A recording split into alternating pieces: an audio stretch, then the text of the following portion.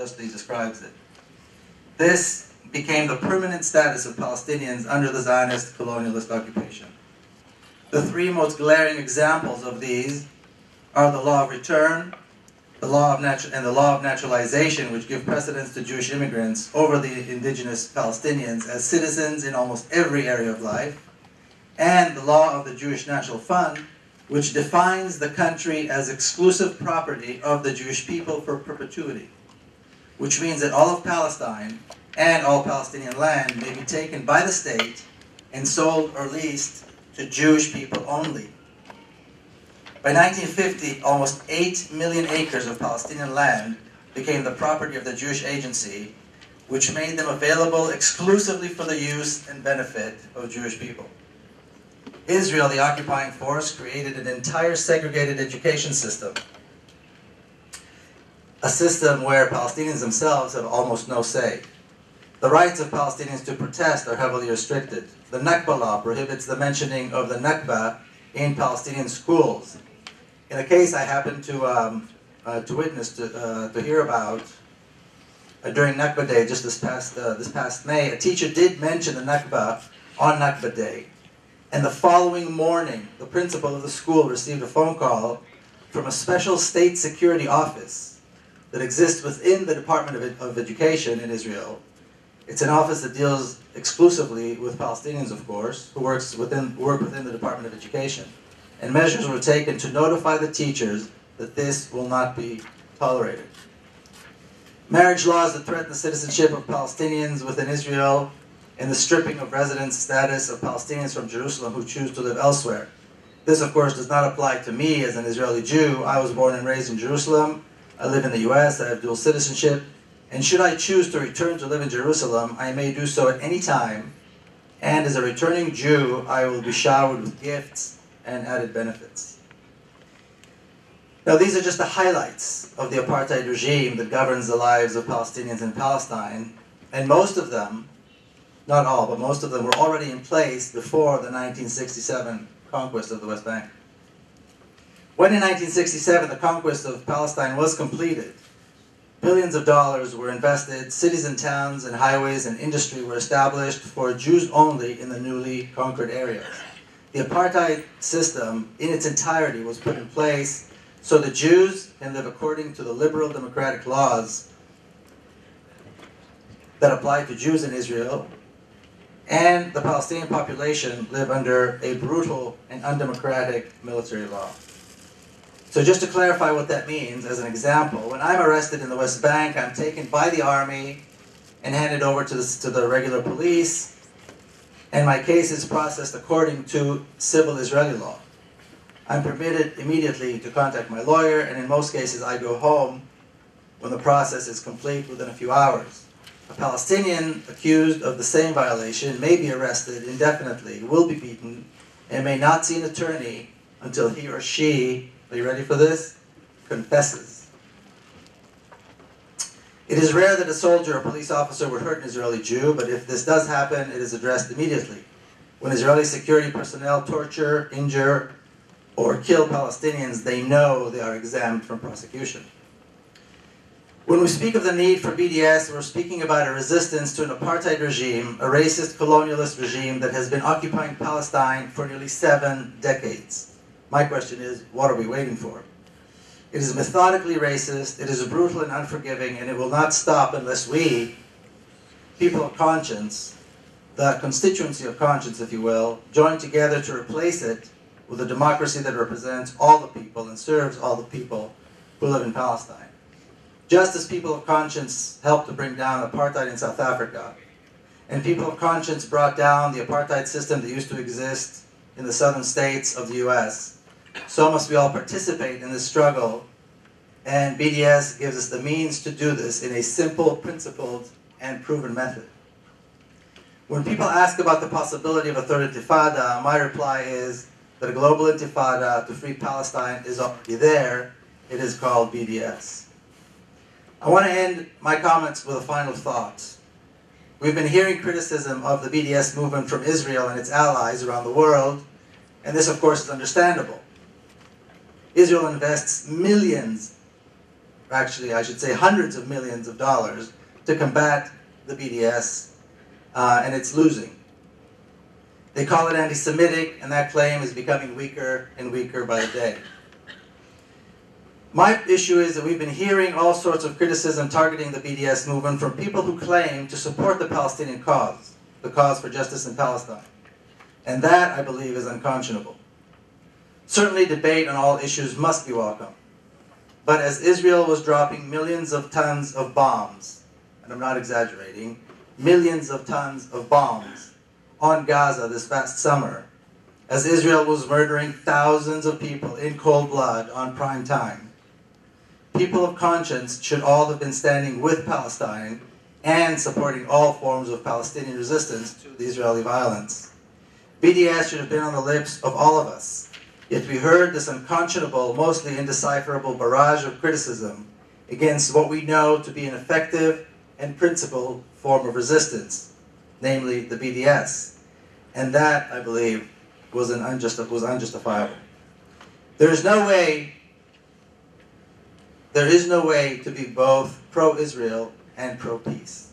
It's a question of values. We either support racism, colonialism, and apartheid, or we oppose it. There is no room for sitting on the fence either, because here in the US, doing nothing means that we agree to give billions of dollars to support injustice in Palestine. Those who chose to support Israel will one day deny that they did, or they will hide in a corner in shame. The rest of us, I believe, will be able to proudly say that we supported justice, and thanks to the BDS movement, justice prevailed. Thank you very much.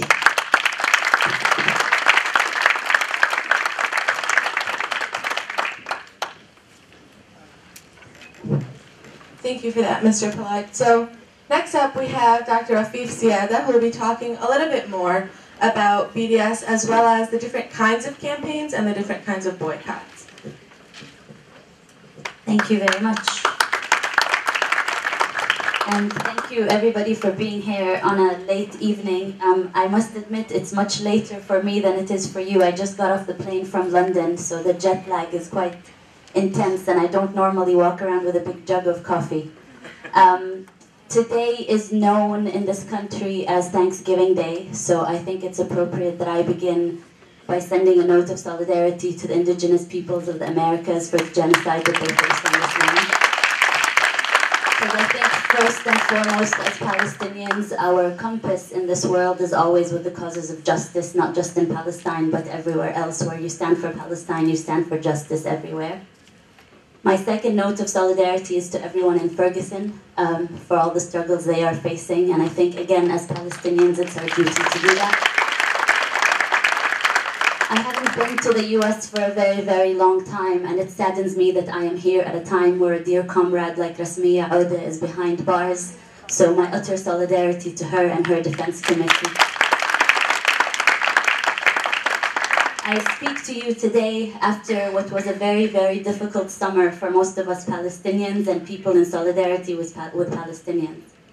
We witnessed once more the utter destruction of besieged Gaza. Once more, we made endless calls to the Western mainstream media to allow Palestinian voices through. Once more, journalists competed for the most gruesome pictures of our bodies under the rubble. They flocked to tell the story out of context, once more to report us as casualty numbers. But behind what they called incursions and fighting and war, no one seemed to care or record how Palestinians survive and resist the brutal military Israeli occupation or the decades of exile most Palestinian refugees have had to endure. In the midst of the carnage, we drafted a call from Palestinian civil society in Gaza, and it was a very simple call. It was a call for a day of rage. It called on everyone around the world to intensify boycotts, divestments, and sanctions. That same weekend after the call came out, I marched with 150,000 people on the streets of London with a single demand for the UK government to stop arming Israel. I know that a lot of you here know that the US government arms Israel to the teeth.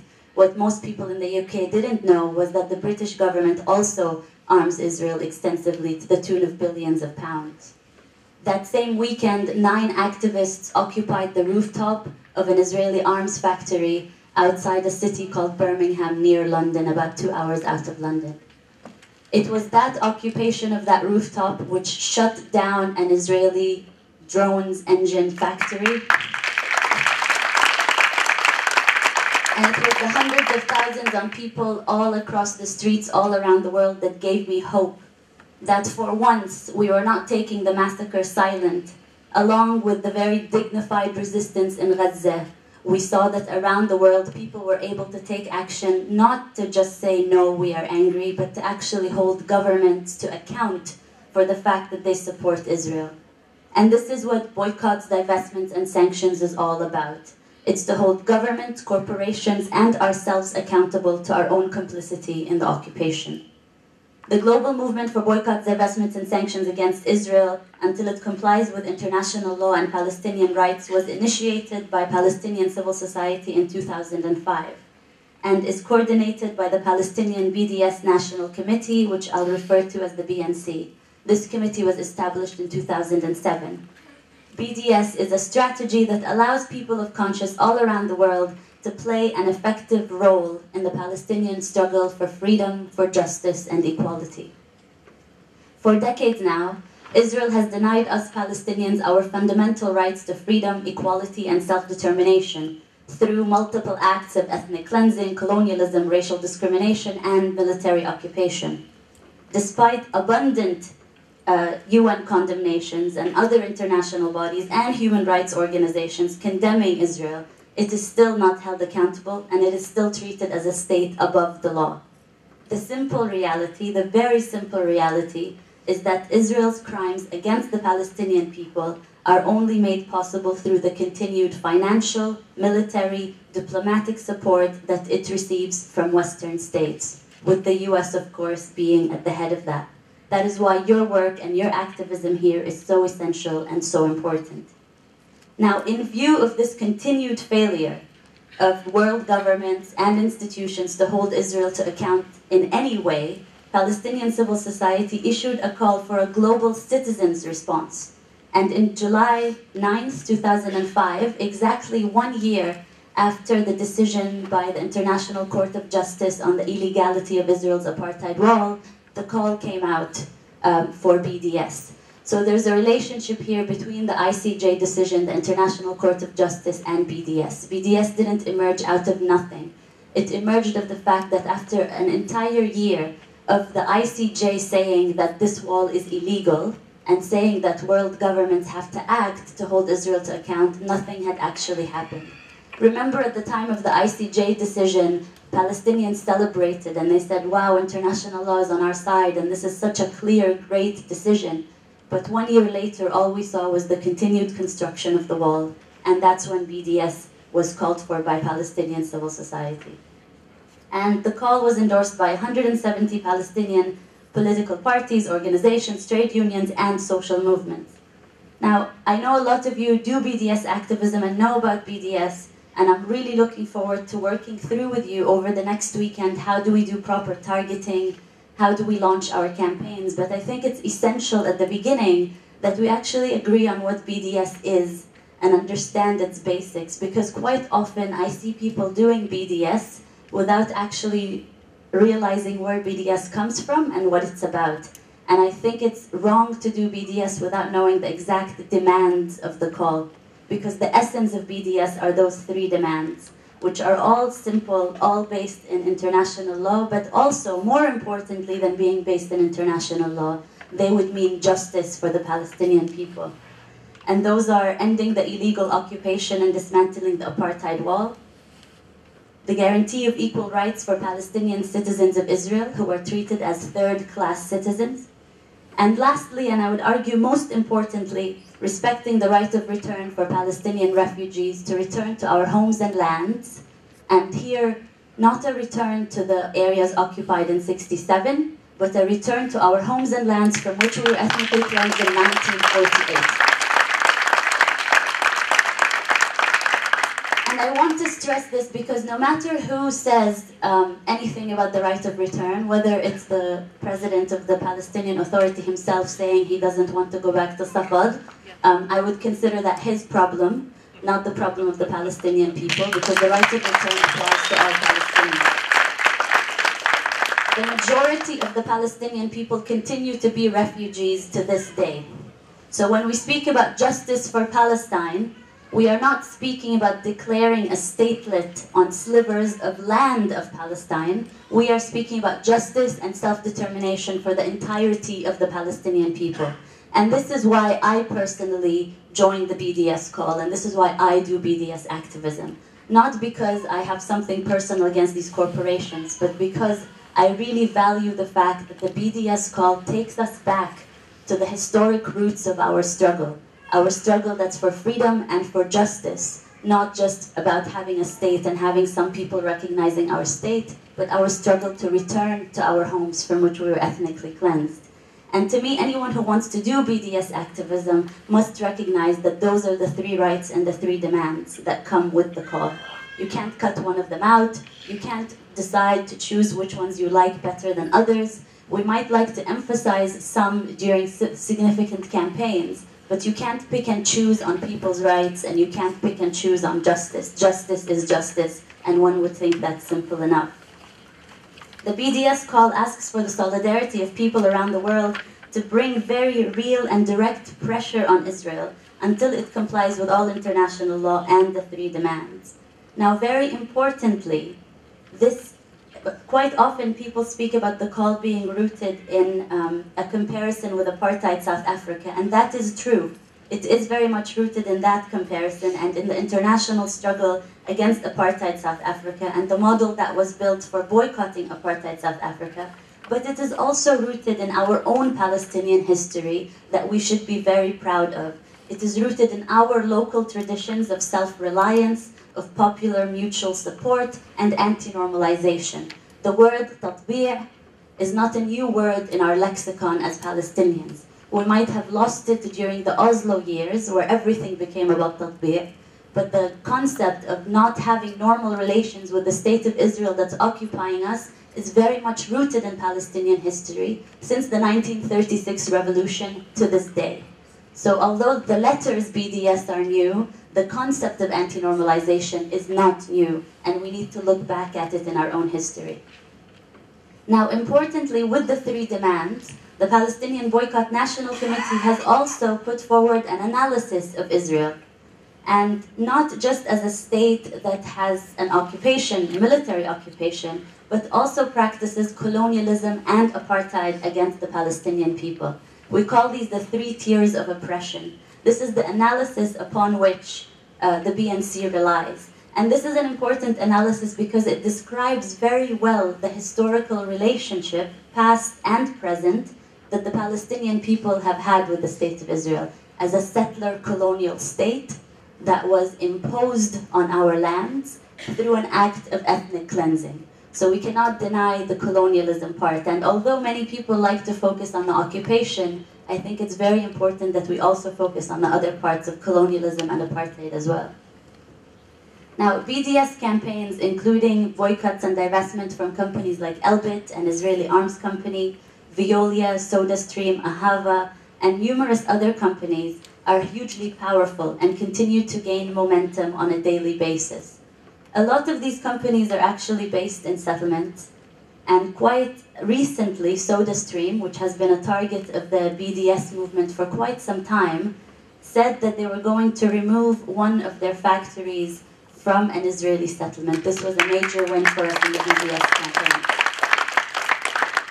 However, we need to emphasize, and I think this is crucial to emphasize, that Israel's human rights violations are not just limited to settlements in the occupied Palestinian territories. SodaStream is a very good example because where they actually want to relocate to is an area in the Naqab, what they call the Negev. So it's an act of further ethnic cleansing Palestinians from another area, although it's not in the occupied territories. And that's why we need to look at Israel's regime as one regime of apartheid and colonialism over the Palestinian people. The settlements don't just exist in a vacuum. The settlements exist because Israel has a regime as a state that supports these settlements. So our boycott is not just limited to settlement products. Sometimes for strategic campaigning reasons, we do need to focus on settlement products. But very easily you see that when these companies relocate, that's not the end of our targeting to them. And I think when we think through this weekend of what does it mean to target a corporation, we have to think through these questions as well. Very importantly, on the question of consumer boycott versus targeted boycotts, BDS is not simply a personal strategy about what we buy when we go to the supermarket. It's great if you boycott Israeli products, it's great if you can find Israeli dates and not buy them, that's good. But what we really need is effective political action that unites all of us in campaigns that have wins and have results. And the best way I can describe that is to actually speak about campaigns that we have launched. Veolia has been a very important one. Veolia was building the train line that was connecting occupied Jerusalem to Israeli settlements. There was a very concentrated campaign to the point where they lost billions of pounds worth of contracts all across Europe. And because of that loss, they made concessions. Now, this campaign didn't happen because one of us was boycotting Veolia. It happened because we worked in much larger coalitions and put a lot of practical pressure on the company from many different sides. I think throughout this weekend, we can speak about campaigning. How do we pressure these companies in multiple ways? The other example that I have been most closely involved with is the company G4S. How many people in the room have heard of G4S? Fantastic. For those of you who haven't heard of G4S, G4S is the world's largest private military and security company. They are actually the third main employer in the world. I think the first is Walmart and G4S is the third. They are absolutely a global giant. G4S is leading in terms of privatization of prisons, privatization of security around the world. They also happen to have a contract with the Israeli prison authorities. They also give scanning equipment to checkpoints that make up the route of the apartheid wall. They also give services to settlements and security services within the illegal Israeli settlements. So this is a company that is very much complicit in the occupation of Palestine. And here I want to emphasize the issue of our political prisoners, because any movement that does not support its political prisoners is not worth calling itself a movement. And the call to boycott G4S actually came out of Palestinian prisons during the hunger strikes in 2012, when our prisoners were on hunger strikes for extended periods of time against administrative detention. How many people know what administrative detention is? All right, next year's AMP conference, we need to have a session on political prisoners and the Israeli military prison system. Administrative detention is something the Israelis actually inherited from the British. And it is a system whereby they can hold you indefinitely for a period of 6 months that is renewable on secret evidence that they don't have to show your lawyer. And usually what the Israeli authorities do is they hold a prisoner for a 6 month period, and on the last day they renew it. And some people have had it renewed for extended periods of time, 3 years or more.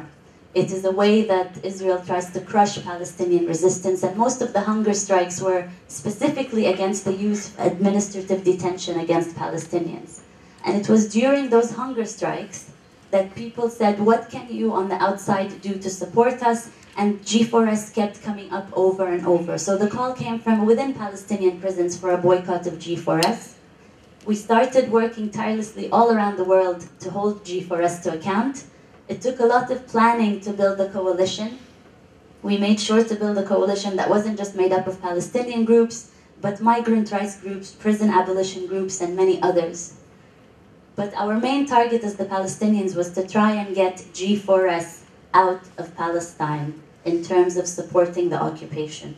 Initially, they refused to speak about the prisons they service within Israel. They would only speak about their prisons in the occupied territories. But slowly we forced them to speak about their prisons. And we did this in multiple ways. One of the ways was we bought shares in G4S. I have to admit, I'm a G4S shareholder. And we crashed their meeting for 2 years in a row and made it impossible for them to have a meeting. And we had these extremely surreal moments where we would be sitting there and their CEO is describing pie charts of how well they're doing and how much money they're making, and we would just keep standing up and reading out the names of Palestinian prisoners. And they couldn't conduct business as usual anymore. The second year they actually got violent with us and removed a few of us out of the room, but all of the headlines, all of the media attention was actually about Palestinian political prisoners. G4S had allowed media to come in, because I don't know if you heard here or not that they made an absolute debacle of the Olympics in London. They were supposed to secure them, but they didn't. So they opened it up to the media to try and beautify their image, and the only thing the media saw was us complaining about G4S supporting prisons in Israel. The other thing we did is we targeted their own investors. So Bill Gates Foundation, and I don't know if they had this in mind, but they made the absolute mistake of actually investing in G4S. And we saw this and we said, boy, are we lucky. And we went for them because they actually thrive on having a reputation to doing good things. So why were they actually investing in this prison security company? And to be very honest with all of you, we didn't think it would be easy. We organized one protest around the world against the Gates Foundation investment in G4S. We went to the Gates offices in 5-6 cities around the world. We sat outside the one they have in London. We sat there for quite an extensive period of time. And lo and behold, within 2 weeks, they had actually divested all of their shares in G4S. And actually, I was just reading my email a couple of minutes ago, and I realized that you've had your first G4S victory here in the US, in Durham, because the municipality, I think, has decided to cut their ties with G4S or not to renew a contract with G4S. So I think the gains are starting to happen, but what we need to do is strategize together about how do we target these corporations. I know you'll hear later about how we do this targeting, how we plan it, and specific campaigns you can be involved in. The one note of advice I would give is that we need to be very strategic and very targeted. As activists, all we have to give to Palestine is our time. So our time is valuable and we have to use it to the best of our ability in building campaigns that will win. Meaning we need to strategically see winning and think of winning together. I think my minutes are up. So I will conclude by saying that Israel itself is starting to see BDS as a strategic threat. They are really afraid of what we are doing. I have many quotes from Israeli officials saying that the tide is turning, BDS is a strategic threat, they're very worried about what we're doing. I think the most important thing about BDS is that it gives us a way in to do action. Instead of, I grew up with my parents being angry and yelling at the TV for the majority of my life. I thought the TV could actually speak back to my parents. For a long time, I thought my father must be having a conversation with the television because he keeps yelling at it. But finally, with BDS, we have this tool where we can all do something and engage. And Palestine doesn't just need us to be angry. And I'm the woman who wrote a poem called Shades of Anger, so I know all about anger. But we need to channel this anger into activism and into activities that actually win. And mashallah, we have a beautiful community. Just within this conference, the amazing talent I have seen has been incredible to build some wonderful campaigns. And we really need you here, especially in the US, to be doing this activism and to be leading these campaigns and to be winning these campaigns. As international solidarity gears up its campaigns, Palestinian diplomacy should align itself with these strategic principles. After the failure of the Oslo process, and if anyone wants to debate with me whether Oslo has failed or not, I'm very happy to have that debate. I think our logic as Palestinians within the diaspora and in Palestine needs to go back to the roots of our resistance and to align ourselves with anti-normalization.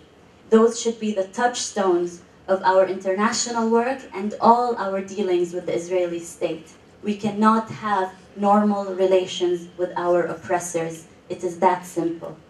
And I always end all my talks by saying the Israeli state thought we were going to forget. They said, give these Palestinians 1 generation, 2 generations, 3 generations, and they'll forget. I'm a third-generation Palestinian refugee. I have not forgotten, you have not forgotten, and we will return.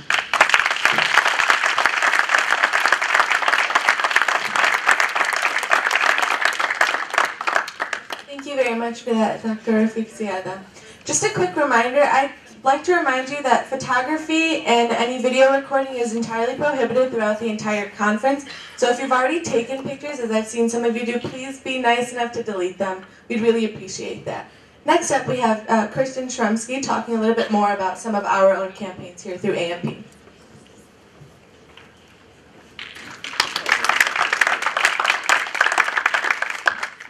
Bismillahirrahmanirrahim. Assalamu alaikum. First of all, I too would like to offer my solidarity to the indigenous people of this land. The more that I work for Palestinian justice and talk about Palestinian human rights and talk about settlements, the more it's just that much more difficult to ignore the history of my own country and the fact that I have to face the fact that I'm a descendant of a colonizer, of an an itinerant preacher who went on the rails throughout Michigan setting up communities within Michigan based around the churches that he created. And I didn't ever realize what that meant until I started doing social justice work. And I realized that my rhetoric, the rhetoric of my children, and of my family and my friends are all filled with colonizer rhetoric. And you don't realize it because it's so insidious. And it's just another legacy. It's one of the things that drives me to do what I do. I also want to state that in general, I don't feel comfortable speaking after a Palestinian speaks on this issue. I stand in solidarity with Palestinians, and I fully believe that Palestinian Voice should be leading this movement, and they are leading the movement, and I'm standing in solidarity with that. But that being said, I came last because I'm going to be asking you all to do some things. So I'm the Director of Media and Communications for American Muslims for Palestine. I'm also one of the major organizers of the organization, and some of the things that our two wonderful guests spoke about are the campaigns that AMP's already been involved in. But I wanted to talk about, we don't have that much time. I have volunteers here who are going to help me get you guys into action a little bit. But before I do that, I wanted to talk a couple of things that are really important. So we talked a lot about theory. Rafeef gave you some great examples of how BDS as a tool can work, and it does really work. And I tell this to people all the time. Even calling the State Department works. Actions that we take do have impact. A really good example is in 2012, we were talking about the hunger strikers, and Kader Adnan was at that time the longest hunger striker in Palestine, and there was a global call. And within the United States, AMP was part of a very, very large coalition of many organizations calling the State Department, demanding his release from prison, the release of administrative detainees from prison. And we had people report back to us, because at that time the people who were in the Near East Department of the State Department actually would answer the phone. And they even told someone, we are talking to Israel even as you guys are calling us. We had been blowing up their phones all day long, and the very next day the deal was reached for Kadner that eventually, which ended his hunger strike and eventually secured his release at that time. Things like that work. SodaStream introduced itself into the American market not very long ago, and we were ready because BDS as a tool is much more successful and much wider spread in Europe and in other places around the world. But the activist community here was ready, and they never were able to get a strong foothold. And in the last year alone, their revenue, in the third quarter actually, their revenue fell 13%, and their profits have fallen 50% in the past year. SodaStream is no longer really being seen as a strong, viable company. At some point, when you read the business press, at some point there was talk about it being a takeover target, or that somebody may want to purchase it, and now even other companies are losing interest in that. And if you think that BDS doesn't work, a few months ago, there were rumors going around that Starbucks was going to pair up with SodaStream to make some... Does everybody know what SodaStream is, by the way? Yeah. Okay.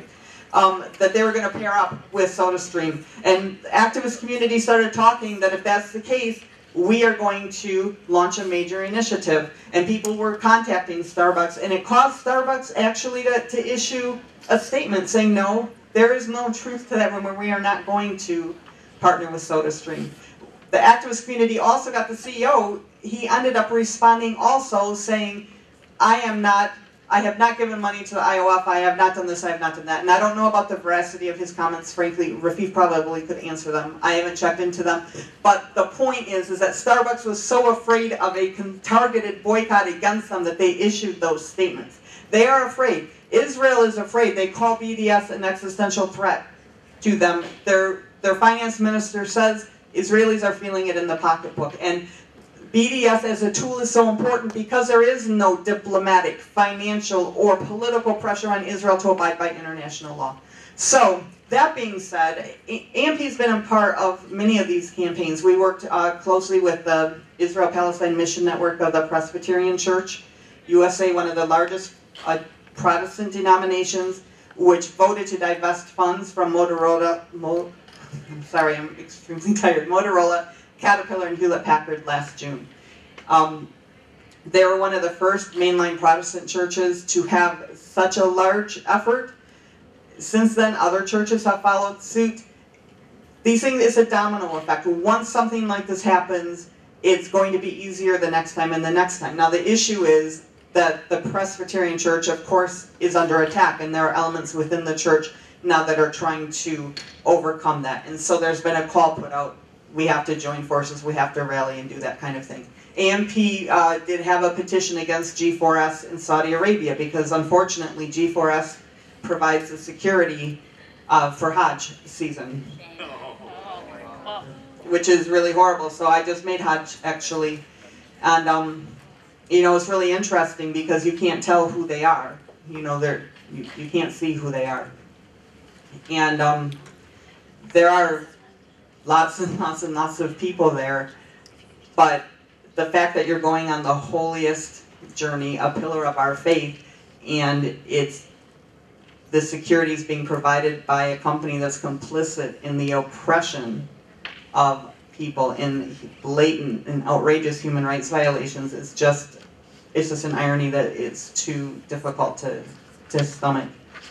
Anyway, the thing that I want to talk to you guys about tonight is the major campaign that AMP launched 3 years ago, and we'll be doing it again this year coming up, inshallah, is our annual date boycott. We launched it during Ramadan 3 years ago. Let me give you a little bit of background.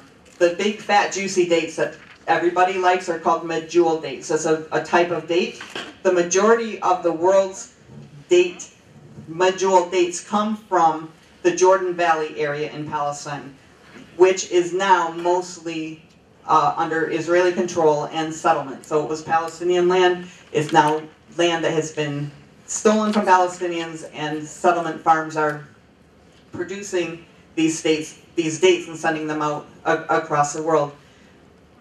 I think in 2012, 2013, their value was something like $256 million. The United States imports about $51 million worth of Israeli medjool dates.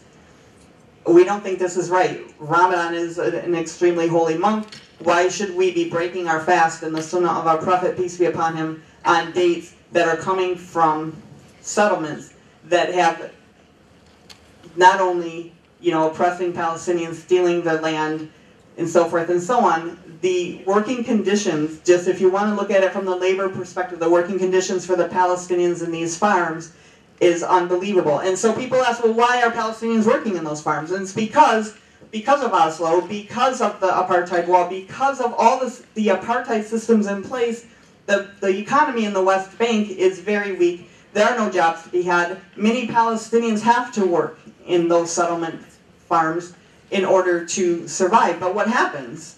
They have no job security. If they complain, it's the same thing in the SodaStream plant. If they can complain about their working conditions, they'll lose their job. If they get sick, if they get injured, they lose their job. They're paid less than their Israeli counterparts. It's terrible. I'm going to read you, Haaretz Israeli newspaper did an investigation into date farms specifically because the abuses in the date farm industry are absolutely outrageous. These trees are about 4 stories tall. And there are no branches, of course. You guys know what date palms look like, and the dates grow up around the top. The workers are distributed via cranes. And the process, the employers, the Israeli employers, call this the process of distributing monkeys. They call the crane operators taxi drivers. And they put the Palestinians on the top of the trees and they leave them there for the entire 8 or 9 hour shift. It depends on how long it takes to actually clear the tree. If they happen to fall out and get hurt, they get taken to the nearest checkpoint, you know, at the outside of the settlement, and they're left. So Haaretz did an investigation into this. I'm going to read you a couple paragraphs from an interview from someone who actually worked there.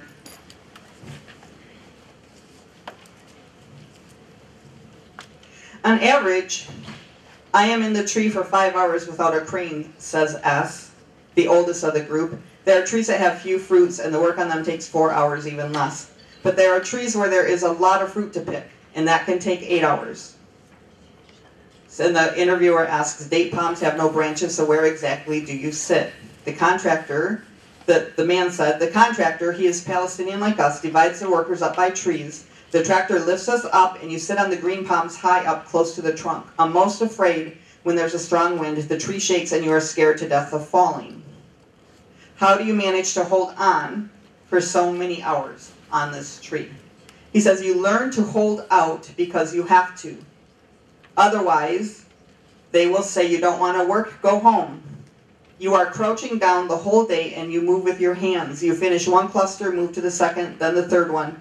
Usually you have to cover 25 clusters a day. Another part of the article said that they hang on with one hand. They have nothing. They hang on with one hand and they work with the other hand. They tie their lunch to one of the fronds on the tree, and when it's time to eat, they just eat with one hand. If they have to go to the bathroom, either they have to do it from the tree, or they have to try to wait until they finish their shift. And again, these shifts can take up to 8 or 9 hours in the blazing sun. And the man in the article, and which you can find on our website, by the way, which is ampalestine.org, he talks about the humiliation of it. But the fact is that there are a lot of children in these situations, and the Palestinian Central Bureau of Statistics found that more than 7,000 children between the ages of 5 and 17 worked in the Jordan Valley alone. The Jordan Valley has a lot of agricultural farms. It's not just date palms. And another proof that boycott works, in mainly European countries are boycotting a lot of the products coming out of settlements. And there was a company called Agretzko that in 2011, because of the boycott mainly in Europe, was forced into liquidation. It has since reorganized, but the point is that any time that we buy something that comes from an Israeli settlement, it supports the settlement industry. So it supports the oppression of the Palestinian people, and it continues to support, the settlements are there, not just for the farming, but they're there strategically so Israel can appropriate ever more land and ensure that there's never going to be a viable Palestinian state. That's the reason for the settlements. So children are employed because they're fast and they're quick and they're able to climb trees faster, and also because they can come through subcontractors, which means that they are completely avoiding any amount of Israeli law. So children are completely unprotected. And so when we have Ramadan, and it's time for us to break our fast, and we're eating dates from these settlements, we're supporting these structures that are in place that are ensuring this kind of horrible treatment of the laborers in the date farms. And people say, well, if you boycott them, you know, why are you doing that? If those settlements and those farms go away, isn't that going to hurt the Palestinians? And my point is, if there were no occupation, if there were no settlements, the Palestinians would be farming their own land. And that's what we have to remember. So AMP's date boycott has been going on for 3 years. We're now in the 4th. It has really grown, alhamdulillah. We started out with just going to a few stores in the Chicago area. We had some partners in some other, where we have chapters across the country. This past year alone, we distributed 20,000 brochures countrywide. We had people contacting us that have never contacted us before that wanted information about the date boycott. On social media, we reached more than 6 million people. But the store owners are getting really mad at us because they say, why don't you talk to us before we put our order in? Why are you coming to us now after we've already stocked our shelves? This doesn't help. So here's the part where I'm coming to, because these conferences mean nothing if we can't get more and more people to figure out how to take action. Right? Taking action doesn't have to be really arduous. It can be quite easy, actually, but we need to now start doing some research and investigation and looking at who's distributing the dates, who are the store owners buying from. We need to get a team put together to help us do the research, to figure the distributors out, to contact the store owners so that we can start trying to make a bigger impact, because it's great going to our mosque communities and getting people to not buy Israeli dates, but we need to do better. We need to actually start putting a dent in that $51 million import figure. And we need all of you to do it. AMP has just a few limited employees. I mean, we need to put a big team together. So we're sending around sign-up sheets. If you guys at all are interested, and most of this work can be done via email. You don't have to commit to a weekly or a monthly or in-person meeting. We can do it via email. Our first boycott was put together that way. But I'm really hoping to help you guys, or to impart the message that we all have a role to play. BDS is an extremely important tool. It brought boycott and divestment, brought an end to apartheid in South Africa. It's going to do a lot to end the apartheid regime in Palestine. And I'm really hoping, I see a lot of people are signing up, I'm really hoping we're taking this seriously. If you sign your name on that, you will be contacted. It won't be a wasted effort. And I'm going to close now so we have a few minutes for question and answers. But thank you very much for coming. Have a great weekend. And stop us in the hallway. We'd love to chat with you. Thank you.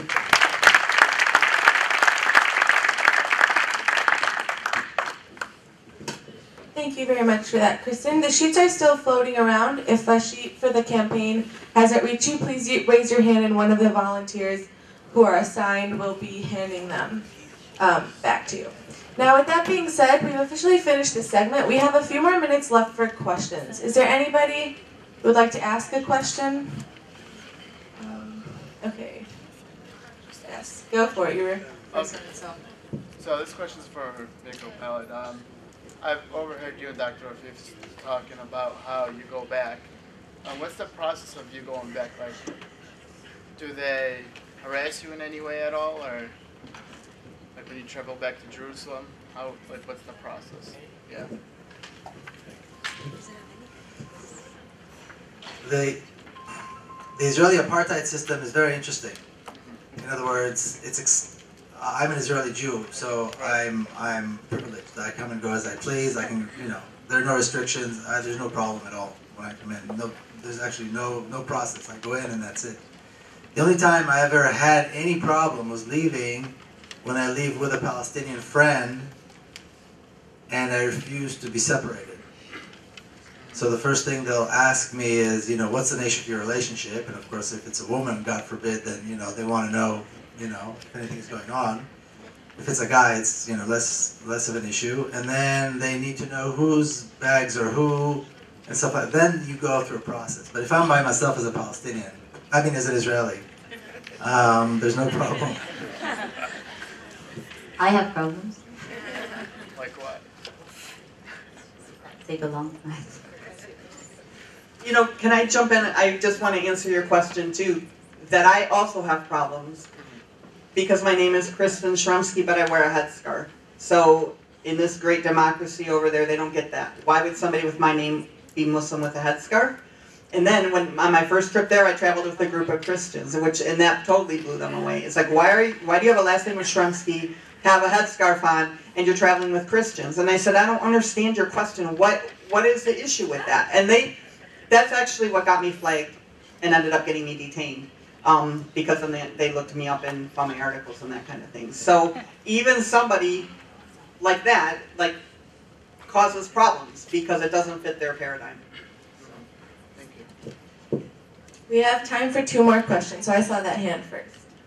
With the help of the Almighty, we, as a Jewish people, who are true to from the Boycott, the Jews United Against Zionism, we have an ongoing boycott since day one because we simply didn't want to use their products in the very religious communities. The first question is our fruit stores, our grocery. If it's from Israel, they know that they don't bring it in many of our stores. I just wanted to say though, Kristin said a very good point, and that would be that the stores, it would be very helpful to inform them that what products they can buy, in other words, that the store should be able to have some other type of fruits or vegetables or whatever it is that make their life simpler, and then they won't have an excuse that they have to supply dates and so forth. But there's many other products that if they can be informed what they and again, we as Jewish people state clearly and unambiguously that it's forbidden, this concept of a Jewish state. It's not a Jewish state. They hijacked the name of Judaism, which is a religion, not a nationalism. They have no right to speak in the name of our religion. We're forbidden to have a state. We're forbidden to oppress the people, especially people, the Muslim and Arab countries that provided a safe haven for the Jews throughout these generations. And we have to realize that. Time for 1 more question. It's for Dr. Rafeef. I have a question regarding just right now you're talking about how we need to be more strategic here in the U.S. with the BDS movement. And I come from Denver where we have Remax right now. So that's where the headquarters for Remax is. And right now they're doing a lot with the settlements overseas and making sure they're putting them up for sale after they're being built. Colorado is trying to develop some strategies regarding, what is that? I want to tell everyone what Remax is, just so we're all on the same page. So it's just a real estate company that basically obviously has buyers and sellers that they're trying to, they put up homes for sale. So what they're doing right now in Colorado is they're headquartered in Colorado, and right now there's settlements in Palestine being built illegally, and they are putting them up for sale on our land to be sold, obviously to Israelis. So with that being said, we just started a boycott movement there. What recommendations do you have for us? Because it's very small there. Our community's not very big. I think I've been following the Remax campaign, and I think it's really good. I think finding these kinds of targets that are doing things that are so blatantly illegal and against international law to do with the illegal settlements is very, very good. So as a target, I always say like the best BDS campaign begins with a target that makes sense, where you can have a win and you can have a sustainable long-term campaign. I would say in places where the community is smaller, building allies and coalitions is the first step, and the companies that do these building and selling, they're always very, very involved in gentrification processes, and so you can build a lot of allies around it. I would say that's step 1, is always mapping out all of the allies that you can have within a campaign. So my second point would be a bit more general. It's creativity.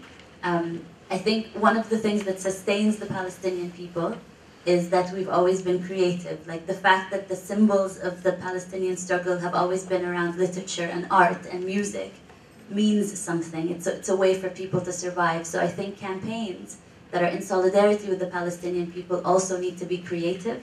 So when the images are creative and catch people's attention, when you take up public space as much as you can, I know some people are anti-graffiti, but sometimes when you have good art in public spaces, making sure our posters and our stickers make sense and are beautiful is a good way to reach out to much wider audiences. There's nothing that says that because it's a Palestine campaign, all the materials for it needs to be ugly and dire and scary. I think there's a lot of room for creativity. So those are always my 2 points about BDS campaigns, is build as broad coalitions as you can and be as creative as possible in involving new people and growing the campaign.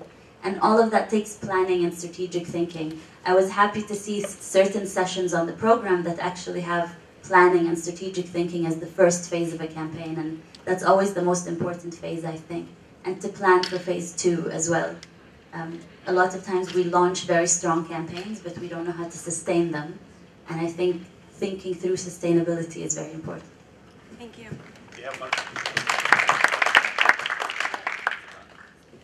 So that was it for this session. We have one final session for the night, which will be